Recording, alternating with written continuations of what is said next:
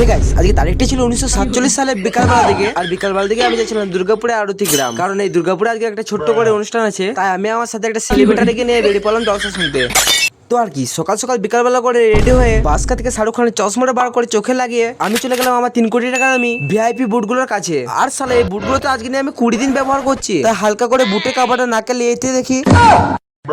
তো যাই হোক, মানুষের মতো রেডি হয়ে মানুষের মতো বেরিয়ে পড়লাম এরকম একটা 5 স্টার গুলজারি দোকানের কাছে। আর এখান থেকে দাদা বুলেটে করে আমি যাচ্ছিলাম আমাদের পখনা বাস স্ট্যান্ড। আর কিছু দূর যাওয়ার পর আমি পৌঁছে গেলাম পখনা বাস স্ট্যান্ডের মধ্যে। আর এখানে এসে দেখে তো এখনো পর্যন্ত বাস আসেনি। আর বাসের জন্য ওয়েট করতে না পেরে দেখি এই কাকুটা এখানের মধ্যে ঘুমিয়ে পড়েছে। আজ সালা আমার ভাগ্যটাই খারাপ, সালা বাসের জন্য ওয়েট করতে করতে আমার মাথা গামছাতে খুলে গেল। তাই আর বাসের জন্য ওয়েট করতে না পেরে এরকম পার্সোনাল BMW ভাড়া করে আমি যাচ্ছিলাম আমাদের বড়জোড়া বাস স্ট্যান্ডের মধ্যে। আর কিছুটা রাস্তা জার্নি করার পর আমি পৌঁছে গেলাম ফাইনালি বড়জোড়া বাস স্ট্যান্ডের মধ্যে। আর গাইস, বাসটা এতটা পরিমাণে ফাঁকা, তাই আর কি শুয়ে শুয়ে যাচ্ছিলাম। তো দুর্গাপুর এয়ারপোর্টে এসে এখান থেকে লোকাল ট্রেন ধরে আমি যাচ্ছিলাম দুর্গাপুর সিটি সেন্টার। হ্যাঁ গাইস, সিটি সেন্টার এসেছিলাম কারণ একটা মানুষের জন্য। মানুষটা ছিল গাইস এই যে এই মালটা।